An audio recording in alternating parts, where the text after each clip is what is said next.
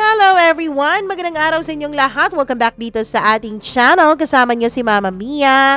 And today, tatapusin natin ang ating mga problema. Charot lang. Sana, no? Pero tatapusin natin ang kwento sa buhay ni Des. Bago ang lahat ng yan, nais ko munang mag-hi and hello sa ating mga suki. Nako, sa mga hindi pa po nakapag-subscribe sa atin, please do subscribe to our channel. Ayun, subscribe nyo yan. Tapos click nyo ang notification bell para lagi po kayong nanonotify sa tuwing meron po tayong upload na ginagawa dito. Okay? Hello, ako kay Ismael sa Umay. Maraming salamat sa pakikinig. Hello rin kay Sandara Undi, kay Rowena Bernesto. Maraming salamat. Kay Nina Galasios, Judith McGovern. Hello sa inyo. Maraming thank you sa pakikinig. Hello rin kay Yuan Pendulat from Cotabato City na laging nakaabang sa ating storya. Maria Fe Pedrejas, maraming salamat. Sally Buma. Hello rin sa ating mga suki na kahit hindi po laging nagko-comment ay lagi naman nakikinig. Lily Munar, Tina Mauro, maraming salamat sa iyo. Tina Mauro, Lani Tate, maraming salamat from Tokyo. Maraming salamat din Mundi 8217, Liza Teves, Rahima Silian. Maraming salamat all the way from Riyadh, Saudi Arabia, listening while working. Hi kay Marisol Mina, Marilyn Castillo, maraming salamat. Nora Barido Hamandre, thank you so much sa pakikinig. And syempre, sa atin pong mga suki na nasa Facebook. Nako, yung mga nasa Facebook, bukas ko po i-greet. Kasi wala po akong access ngayon habang nagre-record sa aking Facebook. Nako, wag na nating patagalin. Eto na po ang last part sa storya ni Des dito lamang sa Dear Mama Mia.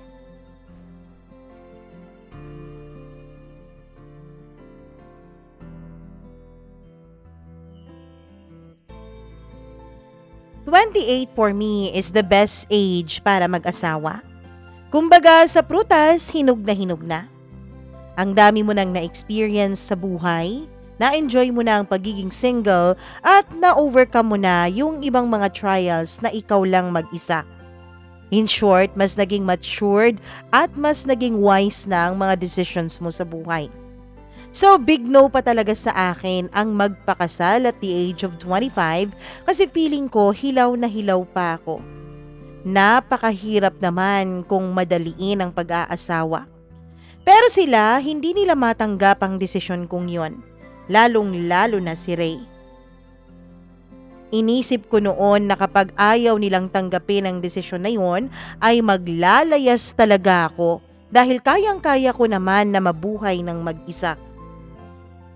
Samahan mo ako, kasal ng kabarkada ko, sabi ni Ray isang umaga. Ayoko, nakakahiya. Duty ako eh. Gabi naman yung reception, susunduin kita ha. Gusto ko ring makilala kanila. Alam mo Ray, out of place lang ako doon, wala akong kakilala doon. Andun si Mama, invited din siya eh. Sigurado ka? Nandun si Manang Ibyang? Oo, nandun. Nung sinabi ni Ray na a-attend din ng mama niya sa kasal ng kanyang kabarkada ay umoo agad ako. Alam kong hindi ako ma-OP dahil nandun ang mama niya. After work, Fast and the Furious talaga ang eksena ko nung umuwi ako ng bahay dahil susunduin nga ako ni Ray. Anything formal daw ang dapat suotin. So ang sinuot ko ay ang pinakamalakas kong damit na off-shoulder dress tapos may pa-cleavage light pa. Tapos nakapag-heels din ako nun. Napaka-sexy mo naman, parang hahanap ka ng ibang lalaki dun ah. Biglang komento ni Ray nung makita niya ako.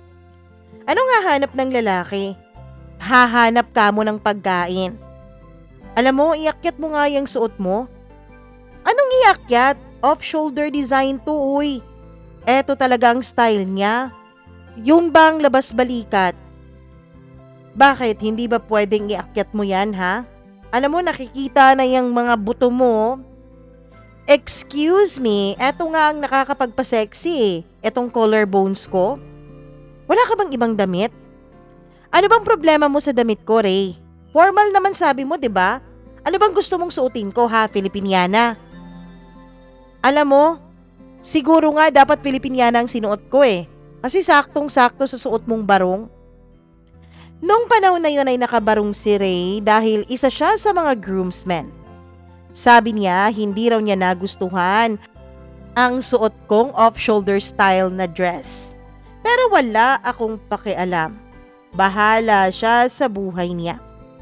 Kahit na medyo nagtampo si Ray sa akin nung mga panahon na yon, ay wala na rin naman siyang nagawa dahil ayoko nang magbihis pa. Sinabi ko sa kanya na kung pagbibihisin pa niya ako ay hindi na lang ako sasama dun sa kasal ng kabarkada niya. So wala siyang nagawa. Pumasok kami sa loob ng venue.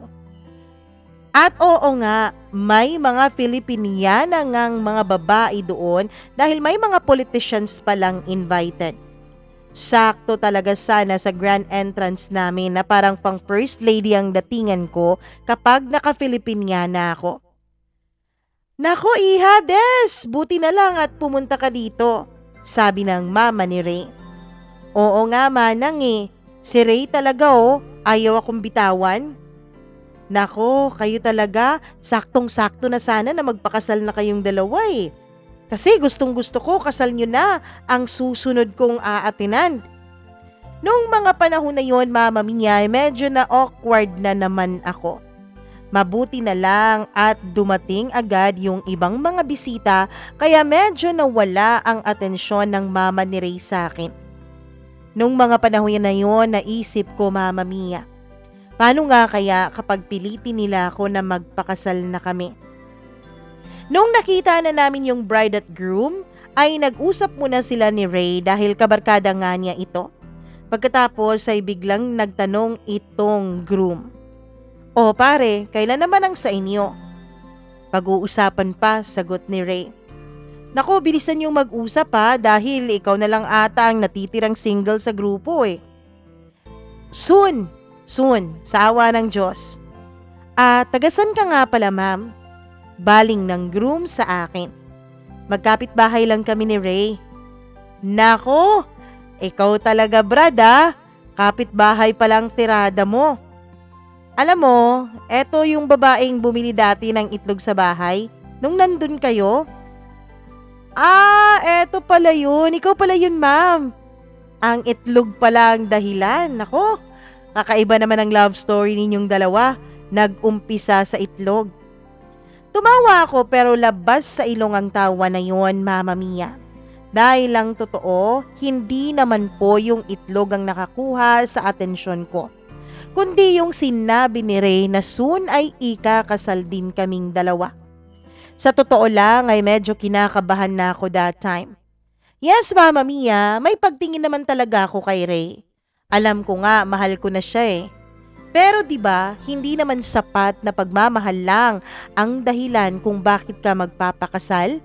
Dapat handa ka physically, financially, and most importantly, emotionally. Mas lalo ko pang naramdaman ng pressure, mama mia, dahil para bang nung taon na yon ay sunod-sunod ang mga kasal na dinadaluhan namin ni Ray.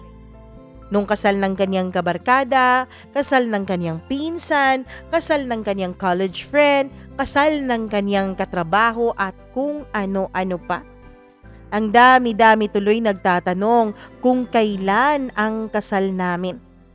Ewan ko, parang gusto ata ni Ray na mahawa ako dun sa mga ikinakasal. Parang gusto yata niyang ipakita sa akin na ang ganda-ganda sa feeling kapag ikaw ang pinakamagandang babae sa isang araw. Siyempre kapag ikaw ang bride. Pero sa totoo lang, mama mia, habang may ikinakasal at nanonood ako, oo, nahahappy naman ako para sa kanila. Kaya lang wala pa po talaga sa puso't isip ko noon na magsuot ng trahe de boda at magmarcha sa altar para mag-I do kay Ray. Hindi naman sa hindi ko siya mahal. Mahal ko siya, kaya lang mama mia, hindi pa po talaga ako handa. Always ding namimilit itong si Ray na puntahan namin ang kasal ng kaniyang mga kakilala na iniimbitahan siya. Talagang present kami always kahit pa nasa ikapitong bundok pa ang pupuntahan naming kasal. Ang layo naman nung kasal na pinuntahan natin. Alam mo, ganun talaga eh. Invited tayo. Nakakahiya naman kung hindi natin puntahan, 'di ba? Mama Mia, may isang kasal po na napakalayo. Halos inabot ng 3 hours ang biyahe namin papunta doon.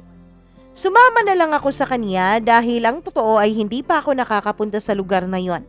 Gusto kong tignan ang lugar na yon at gusto ko ring makaramdam ng kahit na konting adventure. Hindi pa nga kami nakaabot sa wedding ceremony, Mama Mia, dahil dumaan muna kami para bumili ng regalo. Ayaw sana ni Ray na bumili ng regalo dahil ang gusto niya ay pera na lang daw ang ireregalo niya. Kaya lang ako ang nag-insist na bibili kami dahil nakakahiya naman kapag pumunta kami doon na wala kaming bitbit. Lalo na nasa bukirin ang kasal na yon. Talagang mapag-uusapan ka kung wala kang dala. Kalderong maliit ang binili namin. Ako ang pumili noon at sinigurado ko talaga na matibay yon. Kahit ano pang mangyari ay hindi yun basta-basta masisira. Mauuna pa sigurong masira ang relasyon ng mag-asawa nung sa kaldero na yon. Napakaganda pa talaga ng panahon na yon kasi medyo umuulan-ulan. Pagdating namin dun sa venue, hindi pa makapasok ang sasakyan ni Ray kaya kailangan pa naming maglakad papunta talaga sa mismong bahay ng babae. Nakapunta na si Ray sa lugar na yon dahil sabi niya nakapag-survey na raw sila ng lupa doon. Pero hindi siya sanay na sanay kasi first time niyang pumunta doon at second time pa lang ang kasal na yon. Buti na lamang at may sumundo sa aming isang 8 years old na bata. Inutusan ata iyon ng kaniyang papa o ng kaniyang tiyuhin, hindi na ako sigurado. Malayo pa ba, iho? Tanong ko nung ilang minuto na kaming naglalakad. Malapit-lapit na, ate. Nako, buti na lang at malapit-lapit na, ihing-ihi na ako eh. Hindi ako na-inform na kailangan pa pala naming dumaan sa palayan bago kami makarating sa mismong bahay na yon. Buti na lang at hindi masyadong mataas ang heels na suot ko. Dahil kapag nagkataon, siguradong tumirik na ako doon sa may palayan. Ang dinala kong regalong maliit ay binitbit nung bata. Ang sapatos naman ni Ray ay tinanggal na niya dahil kung hindi niya tatanggalin ay hindi siya makakaalis sa putikan. Gusto mo ba ganito ang buhay natin? Tanong ni Ray. Kung wala akong choice, payag ka pala na ganito eh. Alam mo, kapag meron tayong anak tapos dito tayo namuhay, sigurado ako malakas ang resistensya ng anak natin. Kahit hindi ko nagugustuhan ang topic ng pagkakaroon ng pamilya at anak, ay pinatulan ko na lang si Ray. Inisip ko kasi na kapag hindi ko siya pinatulan doon at nag-inarte pa ako, ay baka mag-away lang kaming dalawa. Ayoko naman na kami ang maging sentro ng atensyon doon kapag nag-away kami dahil may ikinakasal nga. Kaya sa abot ng aking makakaya ay pinagpasensyahan ko talaga siya. Medyo malayo po talaga ang nilakad namin. Iba pala sa bukirin, Mama Mia. Ang malapit sa kanila ay malayo na sa atin. Mga halos 20 minutos pa kaming naglakad bago talaga kami nakapunta doon sa mismong bahay nung babaeng ikinasal o nung bride. Pagdating namin doon ay narealize kong tapos na pala ang ceremony at reception na. Nasa halos kalagitnaan na nga kami ng reception nung mga panahon na yon dahil nagsimula na ang money dance. Siyempre, ang boyfriend ko hindi nagpatinag at talagang galanting-galante naman. 1K ang nilagay niya dun sa damit ng bride nung nagsasayaw silang dalawa. Nakita kong ang dami-daming 1K doon, Mama Mia. Naisip ko, sa dinami-dami ng kakilala, mga kaibigan at katrabaho ni Ray, pihadong makakaipon kami ng kulang-kulang 100,000 sa aming kasal kapag nagkaroon ng money dance. Siyempre, mga engineers 'di ba? Nagpapataas na ng ihi. Maganda pala yung ganito, oh. Yung may money dance. Gawin din natin to sa kasal natin, sabi ni Ray.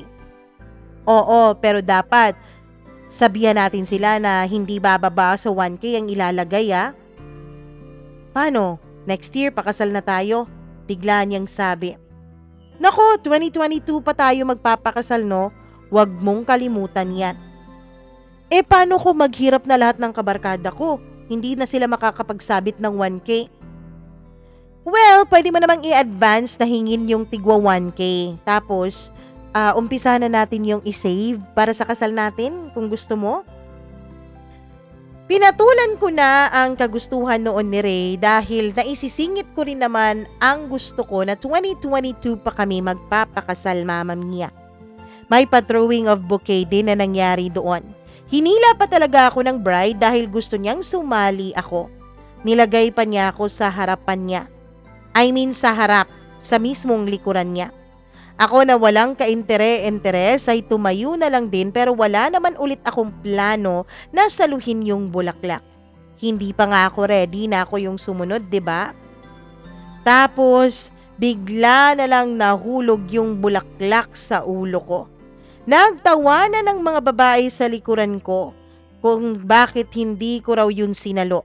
Tuloy ulo ko ang tinamaan. Wala namang kumuha doon sa bulaklak dahil ang sabi nila, ako raw talaga ang ginusto nung bulaklak. Kaya naman, hindi na lang din ako nagpabebe. Hindi naman ako ang sentro nung kasal na yon dahil hindi ako ang bride. Kaya kinuha ko na lang dahil sa pag-aakala ko noon ay sinadya talaga yun ng bride na hindi masyadong taasan ang pagtapon nung bulaklak. Pag-uwi namin, doon na kami sa magandang daan naglakad. Kasi yung nilakaran namin kanina kahit na 20 minutos yun, yun pa pala ang shortcut. Well, kahit na medyo malayo yun, marami naman kaming naglakad kaya hindi kami nabore. Noong makarating na kami sa sasakyan ay tinanong ako ni Ray, sigurado ka ba na ako talaga ang pakakasalan mo? Oo naman, sigurado ako. Kaya lang, wag muna ngayon. Okay. Suotin mo na to. Agad niyang ibinigay sa akin ng isang singsing. Wala nang marami pang tanong at sinuot ko na ang singsing na yon sa kamay ko. As easy as that. Ganun lang kadali ang naging proposal ni Ray sa akin. Walang ka-amor-amor, walang ka-surprise-surprise. Diretso nang, suotin mo to. Para bang nagbigay lang siya sa akin ng isang t-shirt. So, 2022 pa tayo magpapakasal? Sabi ni Ray. Yes, sigurado ako na magiging ready na ako by that time at mag-a-I-do na talaga ako. January 2022. Sabi niya, deal! Kahit pa New Year na New Year magpapakasal ako basta 2022. January 20 lang. January 20, 2022. Yun ang napag-usapan naming date ng magiging kasal namin. 2 years after pa nung mga panahon na yon. Sigurado na ako noon, Mama Mia, na kapag nalagpasan namin ang 2 years na yon, ay hindi na kami magkakahiwalay pa. Kapag nalagpasan namin ang mga pagsubok at ang hirap at ginhawa sa aming relasyon pagkatapos ng taong 2021, ay sigurado na ako na kami na ang itinadhana para sa isa't isa. Pero ilang linggo pa lang ang dumaan matapos ang napakasimpleng proposal noon ni Ray, ay muntik ko na talaga siyang mahiwalayan. Bakit ang tagal umuwi ni Ray, Manang Ebs? Ewan ko nga dun, Iha. Hindi naman niya sinabi sa akin na may iba siyang lalakarin eh. Nung araw na yun ay nasa bahay ni na Ray ako. Nagantay ako sa kanya na umuwi dahil may sasabihin ako. Pero nilamok na lang ako't lahat at umabot na lang ng halos alas 9 ng gabi ay wala pang Ray na nagpapakita. Na usually 5 to 7 p.m. ay nasa bahay na siya kapag hindi niya ako sinusundo sa trabaho. Sang planeta kaya napadpad ang boyfriend ko? Hindi ko alam kung saan siya exactly nilagay ng Lord noon.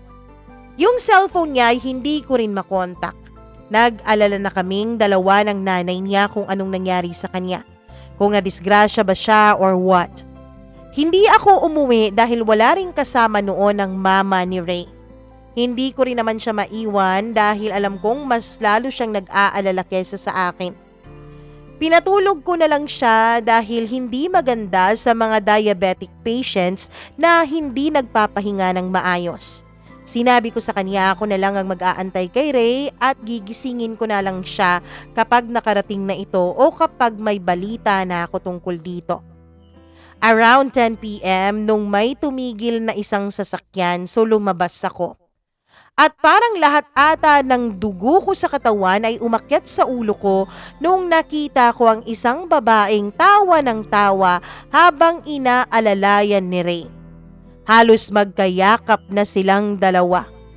Pareho silang nakainom nung mga panahon na yon. May iba ring babae at lalaki na bumaba pa mula sa sasakyan. Ang laki kong tanong sa kanila ay kung anong nangyari kay Ray. Nakainom, sabi nung babae. Sino kayo? Tanong ko. Kabatch kami ni Ray, nag-reunion kami tapos etong si Ray medyo napasobra ang inom kaya ayan nalasing. Hinatid na lang namin siya. Yung sasakyan namin nandun sa may kalsada. Pag-explain pa ng babae sa akin na hindi naman talaga humiwalay kay Ray. Nagpasalamat na lang ako at sinabi ko na ako nang bahala kay Ray. Kahit na ang totoo ay konting kibot na lang talaga noon ay puputok na ako. Nagpaalam na yung babae kay Ray pero para po akong sinampal. Nung may pahalik-halik pa ito sa pisngi ni Ray. Mismong sa harapan ko pa talaga. Para po akong nakakita o nakakain ng 10 siling labuyo nung mga panahon na yon. Humapdi po ang aking mga mata. Teka nga, miss, anong ibig sabihin nun? Alam mo ba kung kaano-ano ako ni Ray? Ay sorry, kaano-ano ka nga pala ni Ray? Sabi niya sa malanding tono. Asawa ako ng taong to, ikaw kabit ka ba ni Ray? Pinakita ko ang singsing ko. Galit na talaga ako nung mga panahon na yun at ang totoo ay gusto ko na talagang suguri ng babaeng yon. Lumapit sa amin yung isang lalaking bumabarin kanina at hinawakan si girl. Sorry ma'am, hindi namin alam. Hindi rin kasi sinabi ni Ray sa amin Siyempre, dahil hindi pa kami kinakasal kaya siguro hindi sinabi ni Ray. Advance lang talaga ako Hinilaan niya si girl na nakatulala at siguro hindi pa nakaget over sa sinabi kong may asawa na si Ray. Dali-dali silang tatlo na umalis at naglakad na papunta doon sa may labas ng kalsada. Mga hayop talaga. Sa galit ko ay iniwanan ko si Ray sa may terrace na lasing na lasing. Pinuntahan ko ang kuya niya. Kumatok ako sa bahay nila na umiiyak na sa sobrang inis at sa sobrang galit. Napakasakit pa rin ang puso ko sa mga nasaksihan ko. Anong nangyari sa'yo, Des? Tanong ng kuya ni Ray. Andun si Rhea, lasing na lasing at hinatid ng isang babae. Ha? Bakit naman? Anong nangyari kay Ray? Pwede po ba yan na ikaw nang bahala sa kanya? Uuwi na muna ako Umuwi ako sa bahay na para akong isang batang inaway ng mga kalaro dahil iyak ng iyak. Ang sarap-sarap magsisisigaw at ang sarap-sarap mambugbog noon sa sobrang inis at galit na nararamdaman ko. Nagtanong pa sina mama kung anong nangyari sa akin pero hindi ko sila sinabihan. Kinabukasan ay maaga si Ray sa bahay namin na nag-aantay sa akin. Des, kagabi, mga batchmates ko lang yun nung high school. Biglaan lang yung naging reunion namin kaya hindi ko nasabi sa'yo. Ang dami pa niyang inexplain sa akin. Sabi niya kaya raw siya medyo napasobra ng inom dahil may problema raw siya sa trabaho. Hindi na raw niya namalaya na naparami na pala ang kanyang nainom. And everything all. Pero kahit na isang salita ay wala akong sinabi sa kanya. Hindi man lang niya in-explain sa akin kung bakit napaka-feeling close nung isang babae niya sa kanya. Tapos, nilagyan pa talaga siya ng pahalik-halik sa kanyang pisngi. At bakit hindi alam nung kanyang mga kabatchmates na may girlfriend siya? Or should I say, may fiancé siya? Kahit ano-ano na ang sinabi ni Ray na explanation pero hindi talaga ako nag-comment. Wala akong kahit na anong reaction. Violent or small reaction, wala talaga. Pinigilan ko ang sarili ko nung mga panahon na yon. Pinilit ko ang bibig ko na wag bumuka dahil baka bubuga ito ng apoy. Sige, hindi muna kita pipilitin na kausapin ako ngayong araw na to. Nag-antay si Ray sa akin nung matapos na ang trabaho ko. Himala at pinagbuksan pa talaga niya ako ng pintuan ng sasakyan. Pero, hindi ako sumakay doon. Ilang hakbang pa ang ginawa ko para sana makalayo sa kanyang sasakyan, pero bigla niya akong hinila at pinilit niya akong pumasok sa sasakyan niya. Uy, anong ginagawa mo? Pwede ba? Huwag mo nga akong iwasan. Para kang batang ayaw makipag-usap eh. Talaga? Bata naman talaga ako. Ikaw ano ka? Matandang cheater. Ano? Kailan ako nag-cheat sa'yo? Ay, nalasing lang, na amnesia na. Nalasing ako kagabi pero alam ko pang ginagawa ko. Wala akong natatandaan na niloko kita. Ay, gagi ka pala, no? Alam mo, malapit na nga kayong magpalit ng mukha nung babaeng nagdala sa'yo, tapos humalik pa talaga sa pisngi mo, ha? Wow, ang sweet nyo naman. Sino dun? Wow, talaga? Ako pa talaga tatanungin mo? Bakit? Kilala ko ba yung mga naghatid sa'yo? Kung kilala ko lang yon, matagal ko nang kinalbo ang babaeng yon. Des, kahit patayin mo pa ako ngayon, hindi talaga ako nag-cheat sa'yo. O, tignan mo tong picture na to. Sino dito ang sinasabi mo? Pinakita niya sa akin ang picture nila kagabi. Agad kong kinuha ang cellphone niya at zoom ko pa para ipakita sa kanya ang babaeng feeling na yon. Nung nakita niya ang mukhang zoom ko, Anong Yan! Yan yung kabit mo! Si Irish? Barkada ko lang yan mula nung high school kami. At yun pa ang pagkikita namin kahapon. Wala nga kaming kontak kahit sa Facebook eh. Alam mo Ray, ang pinaka-hate ko talaga sa mga lalaki yung mga cheater at mga sinungaling. Wala ka bang tiwala sa akin, Des? Bakit? Masisisi mo ba ako? Ilan bang lalaki ngayon sa mundo ang mapagkakatiwalaan ha? Hindi siya nagsalita at agad na lang niyang pinaandar ang sasakyan. Bumiyahe kami na hindi nagsasalita sa isa't isa. Pagdating namin sa bahay ay bumaba ako nang wala pa ring sinasabi sa kanya. Pagpasok ko sa kwarto ay dun ko na-realize na medyo masakit pala ang mga sinabi ko kay Ray. Umiyak na lang ako sa ginawa ko, na konsensya ako dahil nadala ako sa emosyon ko, sa galit ko, sa selos ko at sa pagdududa ko. Iniyak ko lahat nung gabing yon. Bakit kasi minsan itong bibig nating mga babae ay hindi talaga natin napipigilan? Gusto kong mag-sorry kay Ray pero hindi ko alam kung paano ko yun gagawin.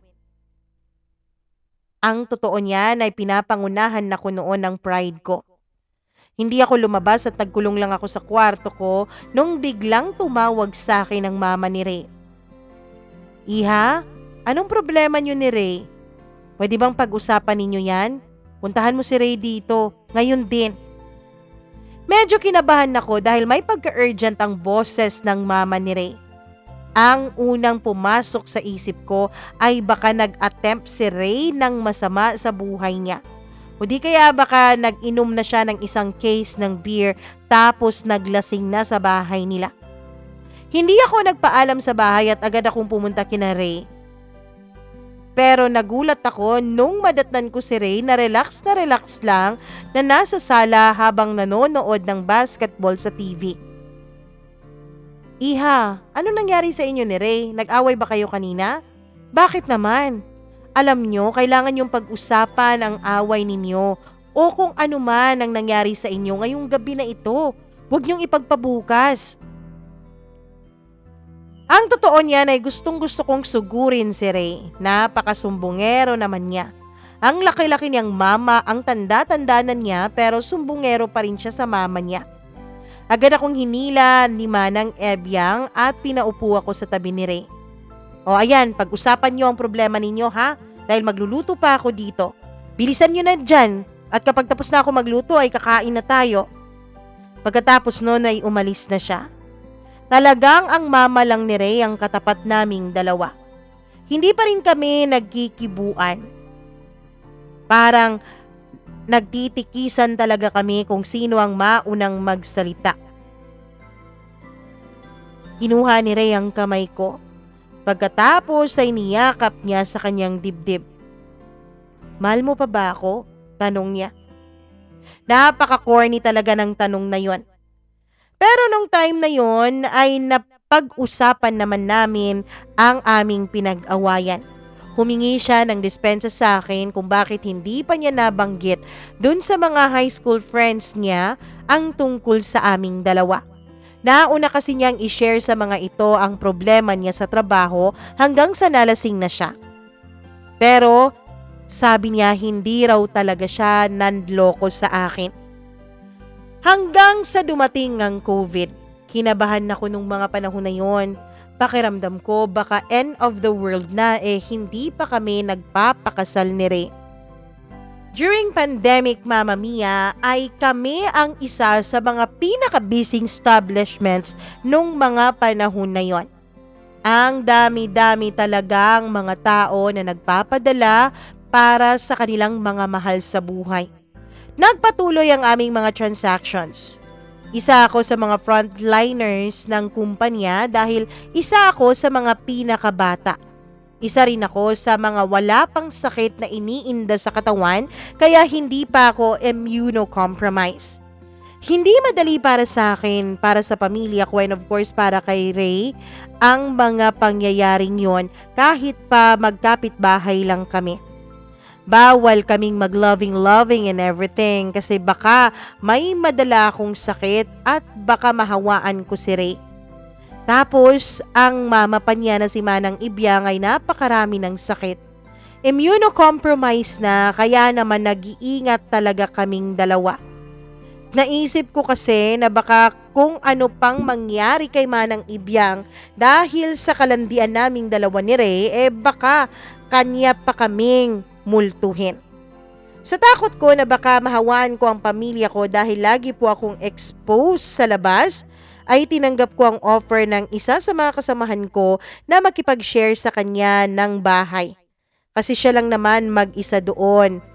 At umuwi ang kanyang mga kasamahan na nagre-renta doon dahil wala nang pasok ang mga ito. Hindi na ako umuwi sa bahay namin at kahit anino ni Ray ay hindi ko na nakikita. Hanggang video call na lang talaga kaming dalawa. Mahirap man kasi everyday kaming busy at halos wala na kaming pahinga dahil yung pila talaga ay halos umaabot na hanggang langit. Pero kapag nabasa ko ang name ng sender na nagpapadala ay para po akong nabubuhayan ng dugo. Lalo na kapag nakakatanggap ako ng text at tawag mula kay Ray. Hanggang sa isang araw, nagulat ako dahil nakita ko ang mismong pangalan ni Ray na nagpapadala ng pera. Kahit naka-mask at naka-face shield pa siya, ay alam kong siya yon. Nagulat ako dahil nagulat ang mga kasamahan ko dahil lumaki ang boses ko nung tinawag ko ang pangalan ni Ray. Excited na excited ako. Meron namang mas malapit na branch ng aming kumpanya doon sa amin pero bumiyahi talaga siya ng medyo malayo para dun sa mismong branch namin magpadala. Talagang kapag lumalandi ang tao ay walang makakapigil. Kumusta ka na? Tanong niya habang inaasikaso ko ang padala niya. Eto, namimiss kita.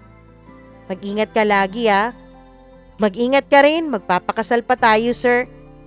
Wala na akong pake nung mga panahon na yun kung may makarinig man sa amin. Hindi pala talaga madali ang long distance relationship, lalo na sa panahon na yon na walang kasiguraduhan kung buhay pa ang isa sa inyo kinabukasan. Dahil nahihiya akong magsabi ng I love you kay Ray dahil sa dami ng tao, ay sinulat ko na lang yon sa resibo niya. Matagal-talagang hindi kami nagkita ni Ray. Dahil naninigurado lang talaga ako na hindi ko siya mahawaan at lalong hindi ko mahawaan ang nanay niya. Pero hindi na talaga natiis ni Ray nung medyo lumuwag na ang mga restriction. Talagang nakiusap siya sa akin na kung pwede sa sasakyan niya kami magkitang dalawa. Ako din yung mga panahon na yon ay miss na miss ko na si Ray. Gusto ko na siyang mahawakan, mayakap at mahalikan. Halos pinaligo ko na ang isang alkohol para lang masigurado kung wala akong dalang COVID. Nung pumunta na siya doon sa may trabaho ko. Doon lang kami sa sasakyan ni Ray. Pag tungtong ko pa lang sa sasakyan niya, ay wala nang sali-salita pang niyakap niya ako. Pagkatapos ay hindi na namin sinunod ang social distancing. Naghalikan na kami dahil sobrang miss na namin ang isa't isa. Halos gums to gums na ang halikan na yon, Mama Mia, at hindi na lang lips to lips. Nung mga panahon na yon ay medyo nagsisi pa ako kung bakit hindi ako nakaspaghetti strap papunta doon. At dun nga sa mismong sasakyan niya ay halos may mangyari na sa aming dalawa sa sobrang pagkamiss namin. Nung mga panahon na yon ay napakabilis lang ng mga pangyayari. Ganun talaga eh. May pagka-dramatic actor tong boyfriend ko, tapos ako naman ay miss na miss ko rin talaga siya. Noong mga panahon na yon ay naisip kong wala talagang kasiguraduhan ng buhay. Sa dami ba naman ng mga namatay, nagkasakit at mga naghiwalay nung panahon ng pandemic, ay inisip ko na dapat wala nang sinasayang na panahon. Dahil sa pandemic ay gusto ko nang pakasalan si Ray. Hindi na rin naman nag-aksaya pa ng oras ang pamilya ni Ray, lalong-lalo na ang mama niya. Agad po silang namanhikan sa bahay namin para pag-usapan na ang kasal. Hindi ko talaga maintindihan noon ang nararamdaman ko, Mama Mia. Pamamanhikan pa lang yun, how much more kung mismong wedding ceremony na namin. Baka maging runaway bride ako dahil sa sobrang kaba na nararamdaman ko. Sigurado ako na kapag nangyari yun ay pamilya ko mismo ang makakalaban ko. Si Manang Ibyang at dalawa niyang kuya ni Ray ang pumunta sa bahay. Nag-prepare pa talaga sila ng foods at sinekreto pa akong hinila ni Ray at dinala sa kwarto ko. Medyo kinabahan pa ako nung mga panahon na yon. Gusto ko sanang makausap muna si Ray. Sakto na hindi pa kami nakapag-decide ng exact date ng kasal namin. Natatakot ako na baka mga magulang namin ang mag-set ng kasal at sigurado ako na kung pwede ay bukas na bukas ay ikakasal nila kami.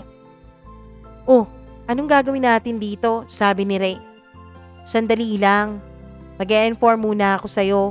August pa tayo magpapakasal ha? Ano? 1 taon pa? Kala ko naman mapapaagay. Ang tagal naman nun. Basta August tayo. August 8 para infinity. Walang putol-putol. Hindi ba January yung napag-usapan natin noon? August ang gusto ko. Bakit kailangan pa nating patagalin pa? Bakit may inaantay ka bang iba? Seryosong tanong ni Ray at frustrated na ang mukha niya nung mga panahon na yon. Bakit ko kasi pinapatagal-tagal pa raw ang mga bagay-bagay? August nung namanhikan sila kaya 1 taon pa. Ako kasi ang uri ng tao na ayaw magpadalos-dalos sa mga desisyon sa buhay. Ako kasi ang uri ng tao na dapat sinisigurado muna ang lahat. Slowly but surely kung gumawa ng mga malalaking desisyon. Kaya ganun na lang ang sinabi ko sa kanya. Hindi, wala akong iba, wala akong inaantay. Bakit? Pwede ba ipaintindi mo sa akin kung bakit kailangan pa talaga nating mag-antay ng ganun katagal lalo na ngayon na pandemic? Nako, Ray naman, 'di ba? Pandemic eh. Ang gusto ko, next year tayo ikasal. 2021 pa rin naman 'yun, 'di ba? Di nga napaaga kaysa sa una nating usapan. Usapan natin January 2022. Tapos ngayon pumayag na ako na 2021. August naman 'yun at 2021 pa rin 'yun. Bakit nga kailangan patagalin pa? Pwede namang mag-civil muna tayo kung ayaw mo ng maraming gastos. Bakit naman nagmamadali ka, Ray? Bakit? Natatakot ka bang maiwanan sa biyahe? Hindi ba pwedeng pagplanuhan natin ng maayos ang future natin? Hindi to basta-basta, Ray, oh. Lifetime commitment to. Plano-plano. Ano bang kailangan pang planuhin? Sigurado naman na tayo sa isa't isa. Unless kung hindi ka sigurado. Baka sa kakaplano mo na yan, hindi na matuloy tong kasal natin. Hindi talaga to matutuloy, Ray, kung mag-cheat ka. Ako? Ako pa talaga babaliktarin mo? Kontento na ako sa'yo. Ikaw, naguguluhan ako kung bakit pa pinatatagal mo pa tong kasal na to. Ang ending ay natagalan kami ni Ray na lumabas sa kwarto dahil nag-aaway pa kami. Ang resulta ay wala talaga kaming napag-usapan ng maayos. Napakalaking kontra ng mama ni Ray nung sinabi kong August 2021 pa ang kasal namin. Matagal pa raw ang 1 taon na preparation. Buong Pilipinas raw ba ang iimbitahin namin kung bakit ganun katagal? Ang gusto ng aming pamilya ay December 2020. Mas worse kaysa sa kagustuhan ni Ray na January 2021. Noong mga panahon na yon ay nasa likuran ni Ray ang mga kamay ko. Handang-handa na talagang kurutin siya sa tagiliran kung hindi niya i-insist na August pa kami magpapakasal. Binulong ko sa kanya na August talaga kami. Noong mga panahon na yon ay busy naman ang mga magulang namin dahil ang gusto nila ay December nga gagawin ang aming kasal. Nag-iisip na sila kung ilang baboy ba ang kanilang kakatayin. Kung magbabaka ba, may kanding ba and everything. Noong mga panahon na yon ay medyo nairita na ako dahil hindi naman nagsasalita si Ray. Lumaki na lang ang mata ko sa kakatingin sa kanya para naman suportahan niya ako sa sinabi kong August pa kami magpapakasal. Ang ingay-ingay ng pamilya namin. Kanya-kanya sila ng suggestion tungkol sa kasal nung biglang in-advance ni Ray ang Kiss the Bride. Hinalikan niya ako sa harapan ng mga pamilya namin. Naging dahilan kung bakit sila napatigil sa kanilang diskusyonan at napatingin sa amin. Sa April kami magpapakasal. Agad kong nainom yung 1 basong tanduay na nasa mesa. Nanahimik ang lahat at wala kaming nagawa. Wala akong nagawa to be exact. April 8, 2021 is the day nag-graduate ako sa pagiging single. Feeling ko napakabilis ng mga pangyayari. Ayaw mag-sink in sa utak ko ang lahat. Bumili pa nga ako ng itlog sunod-sunod na ang mga happening sa buhay ko. Nireto pa ako noon ng mama ni Ray sa kanya tapos ngayon ay magpapakasal na kami ng lalaking may itlog. Ng lalaking binilhan ko ng itlog. Napakaraming what if sa utak ko nung mga panahon na yon. What if magbago siya? What if meron pala siyang bad attitude na hindi pa pinapakita sa akin at hindi ko pala kaya ang attitude na yon? Sakto ba o tama ba na sinagot ko siya at nagpadala ako sa pressure? Kung ano-anong mga tanong ang tumatakbo sa utak ko. Nung kaming dalawa na lang ang tumambay sa kwarto niya. Nakitambay ako nung araw na yon dahil di aircon ang kwarto na yon. Ako ang nasa kanyang bed habang siya ay nasa may table dahil may ka-meeting siya via Zoom. Siguro sa sobrang pag-overthink ko nung mga panahon na yon ay nasobrahan ng gas na nasa tiyan ko. Hindi ko na napigilan at lumabas na ito. Napakalakas ng pag-utot ko nung mga panahon na yon in all its glory and fragrance pa with high notes pa talaga. Nakakawala ng poise dahil sa harap pa talaga ng fiancé ko ako nautot. Lecheng utot naman to, hindi napigilan. Sakto naman na magsasalita sana siya at naka-unmute at naka-turn on ang camera niya. Nasabi ko sa sarili ko na baka hindi niya napansin kasi busy siya sa pagsasalita. Pero bigla siyang tumigil at tumingin sa akin. Sinubukan niyang ipagpatuloy ang mga sinasabi niya pero nawala na siya sa focus dahil pinigilan niya ang sarili niyang matawa at magsalita sa akin. Nahiya tuloy ako, Mama Mia. Pagkatapos ng meeting ngayon, lumapit siya sa akin at yumakap. Kahit maututin ka, I love pa rin kita. I realized nung mga panahon na yon, si Ray na nga siguro ang partner in life ko. Sabi ko sa sarili ko, natanggap niya ang baho ng utot na yon at ang lakas nun nang walang galit na nararamdaman. So siguro nga, ganun nga niya talaga ako kamahal. Mama Mia, tama pa lang sinasabi ng mga matatanda na kapag ikakasal ka na, ay nalalapit kayo sa disgrasya. Sa totoo lang nung mga panahon na yon, ay inggit na inggit ako sa mga babaeng magaling mag-drive ng motor. Pakiramdam ko ay nakaka-sexy yun, lalo na kapag magandang motor ang dinadrive mo. Isa po sa mga nakasulat sa bucket list ko, Mama Mia, na bago ako magpakasal ay matututo na akong mag-drive ng motor. Para kapag nag-away kaming dalawa ni Ray ay hindi naman ako talunan. Kasi marunong akong mag-drive, so hindi ko kailangan na antayin siya para makaalis ako kahit saan. Kapag nang babae man si Ray, ay may tsansa na masundan ko siya at mahuli ko siya sa akto kapag marunong akong mag-drive. Baka nga masagasaan ko pa silang dalawa ng magiging kabit niya kapag nagkataon. Papa ko ang naging trainer ko pero hindi naman basta-basta motor ang pinagpraktisan ko. Kasi imbis na maging sexy ay parang ang barako ko tuloy tignan kasi yung motor na panghabal-habal na ginagamit ni Papa sa kanyang pamamasada ang ginamit naming pinagpraktisan ko. Pwede na akong mag-sideline bilang habal-habal driver. Mga ilang weeks din ako nag-practice noon nung natutunan ko rin kung paano yun i-drive. Walang kaalam-alam si Ray dahil sekreto po akong nagpapaturo sa papa ko.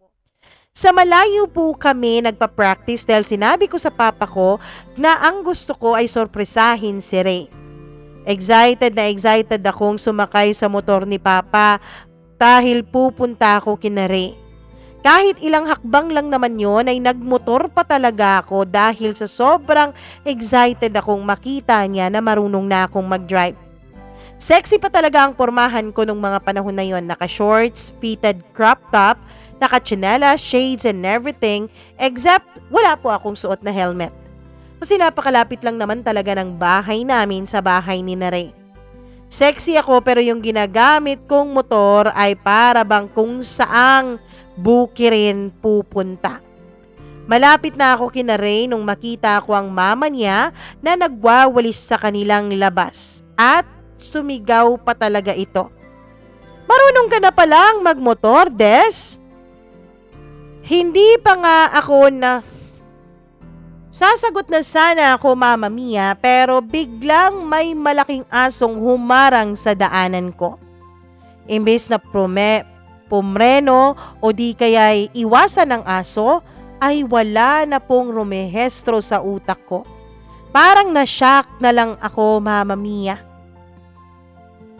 Ang resulta po ay tuloy-tuloy ang motor na dinrive ko hanggang sa mapasok ito sa kanal. Gusto ko sanang sumigaw nung mga panahon na yon, pero hindi ko magawa dahil napakasakit ng tuhod pati na rin ng paa ko. Napakaraming basura pa naman sa parte na yon ng kanal dahil wala pong bahay doon at walang nagme-maintain doon na parte ng kanal na yon. May mga kapitbahay pa talaga kaming lumabas at nakinood. Pagkatapos ay nakita pa talaga nila ang itsura ko. Dali-dali nila akong tinulungan at that moment ay na-realize kong ganun pala ang pakiramdam kapag papunta ka na sa kamatayan mo. As in, nag-freeze talaga ang lahat sa akin. Pati nga sunglasses na suot ko ay hindi ko na alam kung nasaan napunta. Nung dumating si Ray bigla ay agad niya akong pinatayo at nung hindi nga kaya ng katawang kong tumayo ay binuhat niya ako. Galit na galit ang mukha niya at galit din ang boses niya. Ano nangyari sa'yo? Bakit kasi hindi nyo nilagyan ng tong kanal nito eh? At bakit nagdadrive ka? Doon ay sinabi niya sa akin na hindi pa raw talaga ako marunong mag-drive. Galit na galit sa akin noon si Ray at doon ko nakita kung gaano siya kabungangero. Nag-alala siya masyado kasi hindi raw niya kakayanin kung anong mangyari man sa akin. Ang mama ko naman ay lumabas dahil nagsisisigaw ang isa naming kapitbahay. Si mama, pati na rin ang mama ni Ray ay talagang sinesermonan ako kung bakit daw ako nagmotor ay ang lapit-lapit lang naman ang bahay ni na Ray. Ewan ko ba sa yung bata ka? Ang lapit-lapit lang naman ang bahay ni na Ray. Kailangan mo pa talagang magmotor ha? Para kang may tililing sa utak eh. Alam mo, balae, nagtaka nga ako kung bakit nagmotor pa yung batang yan eh. Nagulat na lang ako nung bigla na lang parang mas lumakas ang takbo ng motor niya. Eh kung kailan may aso sa harapan niya eh. Ray, dalhin mo sa ospital itong si Des para patignan sa doktor. Ikaw talagang bata ka, naghahanap ka lang talaga ng problema. Dinala nga ako ni Ray sa ospital, Mama Mia. Sinabi naman ng doktor na hindi naman ako nabalian matapos niyang tignan ang x-ray ko. In-explain ko rin sa kanya na gusto ko sanang matutong magmotor. Sabi niya, hindi pa raw dapat ako nakakampanteng magmotor ng mag-isa dahil hindi pa ako sanay sa motor na yon at lalong hindi pa ako sanay sa daan. Sigurado raw talaga na lalo na sa isang subdivision o sa isang barangay na maraming mga aso. Isa sa mga pangunahing dahilan kung bakit nadedesgrasya ang mga motorista. In-explain pa niya sa akin kung bakit kailangan kong mag-ingat. Nung mga panahon na yon ay naisip kong hindi nga talaga ako pababayaan nitong si Ray. Matapos akong magpa-check up ay agad din naman akong dinischarge ng doktor. Doon ako dumiretso sa bahay ni na Ray at doon muna ako nakitulog dahil pinakiusapan niya ang mga magulang ko na siya munang mag-aalaga sa akin. Doon ko nakita kung paano ako alagaan ni Ray. December 2020 ay masayang-masayang Pasko namin. Pati na rin ang New Year namin. Pero ako nung mga panahon na yon ay kinakabahan dahil ibig sabihin nalalapit na ang kasal naming dalawa ni Ray. May mga pagkakataon noon, Mama Mia, na iniisip kong wag ko na lang kayang ituloy ang pagpapakasal.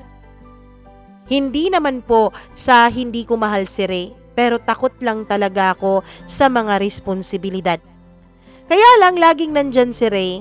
Lagi siyang nandyan para ipaalala at ipakita sa akin kung gaano niya ako kamahal.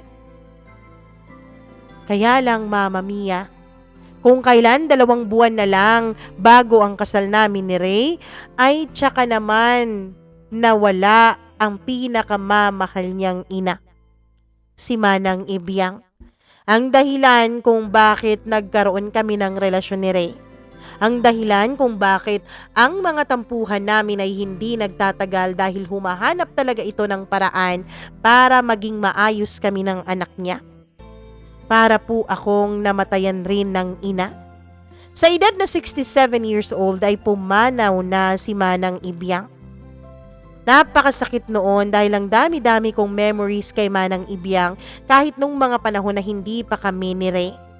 Close na close ako kay Manang Ibiang kesa sa mama ko. Namimiss ko siya at namimiss ko talaga ang usapan naming dalawa. Namimiss ko ang ugali niya na talaga namang nakakatawa at nakakatuwa. Kitang-kita ko po kung paano masaktan si Ray nung mawala ang mama niya. Hindi ko siya iniwanan at lagi ko po siyang dinadamayan. Halos magka-live-in na nga kami nung mga panahon na yon dahil hindi na ako umuuwi sa amin. Sa kanila ako tumitira at doon ako kumakain. Ang mama ko naman nung mga panahon na yon ay hindi na maintindihan kung kailangan na ba niyang empakihin ang mga gamit ko at dalhin na sa bahay ni Ray. Dahil parang doon na nga ako nakatira. Hindi naman excited ang mama ko na umalis na ako sa bahay namin, ano? Pero kahit sa mga pangyayari, sinabi ko nung mga panahon na yon na pwede naman naming i-postpone muna ang aming kasal dahil nga sa sukob. Pero hindi po nangyari yon. Tuloy pa rin ang kasal. Yun kasi ang gusto ni Ray at alam naming lahat na yun ang gustong-gustong mangyari ng mama niya. Takot din ako na baka multuhin ako ni Manang Ibyang kung bakit pinospone ko yung kasal. Namatay na lang siya't lahat pero ako ay nag-overthink pa rin. Inisip ko na lang na hindi naman siguro totoo ang mga sukob-sukob na ganyan. Siguro nasa paniniwala pa rin naman yan ng tao. 1 month before ng kasal namin ay ako naman ang nagkasakit. Parang ang dami-dami po talagang mga pagsubok na para bang ayaw ng kapalaran na matuloy ang kasal na to. Si Ray ang nag-alaga sa akin. Hindi niya talaga pinapapunta ang kahit na sino sa bahay niya. Hindi rin siya lumalabas. Nag-home quarantine kaming dalawa dahil nagka-COVID po ako. Hindi na niya ako dinala sa ospital sa takot niya na baka may iba pang mag-aalaga sa akin doon at baka hindi pa siya papasukin. Ubo, sipon at lagnat at saka sobrang sakit ng katawan na para bang binugbog ako ni Manny Pacquiao ng 10 rounds. Yun po ang pakiramdam ko. Dahil sa sobrang init na nararamdaman ko ay nagkumbulsyon na po ako, Mama Mia. I don't know kung hallucinations lang ba to o kung totoo na minulto talaga ako ni Manang Ibyang nung mga panahon na yon. Naririnig ko kasi ang boses niya. Sinabi ko talaga na siguro isasama na ako ni Manang Ibyang. Buti na lang at nag-change of mind siya.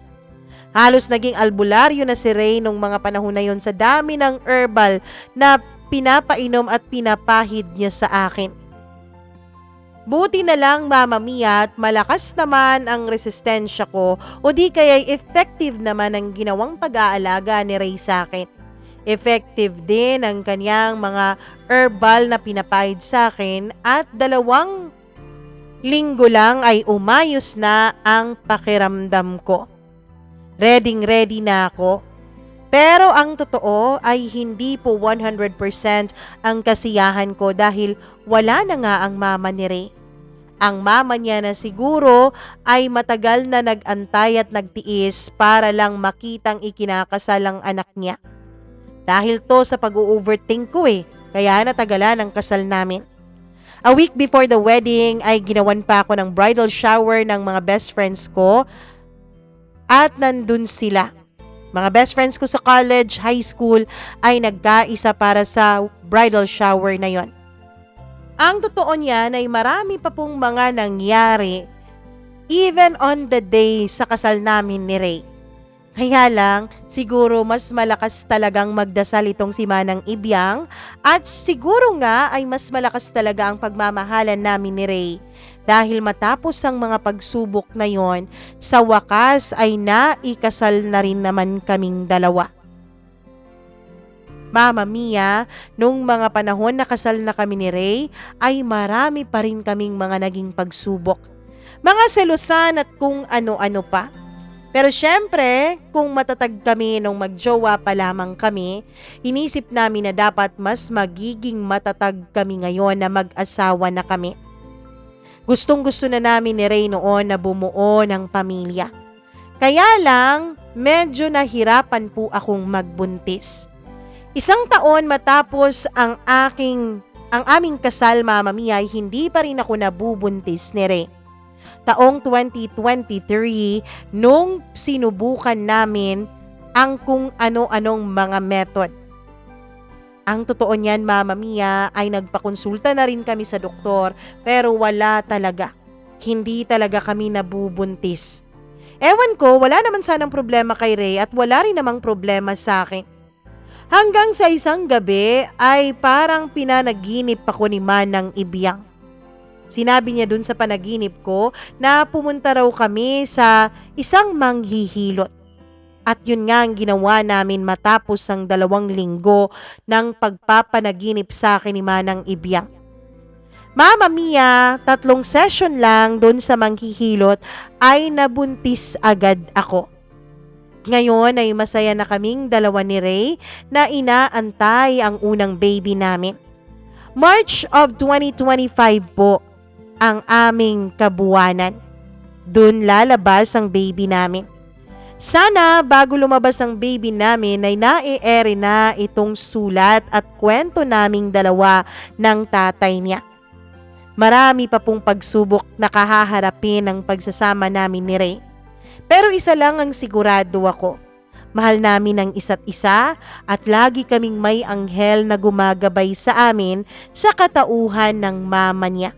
Na hanggang ngayon naman talaga, Mama Mia, ay hindi kami pinapabayaan.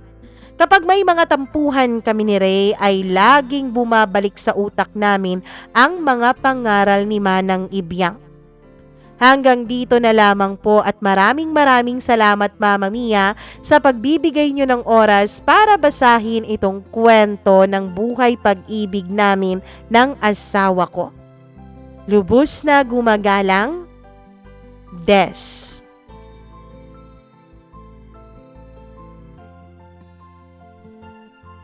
Grabe naman ang pag-ibig na yan, Des. Sana all pumapag-ibig. Charot. Congratulations sa inyong 2 sa upcoming baby. Naku, lumabas na kaya? March, ano na ngayon? March 6. Baka lumabas na yung baby niya. Charot. Anyways, maraming salamat sa inyong lahat sa walang sawa nyo pong pagsuporta at sa walang sawa nyo pong pagmamahal sa atin. Kung may sarili kayong kwento ng inyong buhay, mag-email lamang po kayo sa ating tanggapan. Tanggapan. mamamia.cdo0317@gmail.com. Huwag nyo rin kakalimutan na pwede po kayong magpadala din ng inyong kwento kung sakali mang hindi nyo ma-send sa Gmail ko dahil may mga iilan na nagme-message sa akin sa Facebook na hindi raw makapag-send sa Gmail ko. Hindi ko alam kung anong problema. So you go to our Facebook page, Mama Mia Cagayan de Oro, yung babaeng nakapula na wala namang cleavage, ang makikita niyong profile picture. Ay, hindi po ata yun ang profile picture. Ang profile picture ko ay maraming parang collage ng mukha ko, ng pagmumukha ko.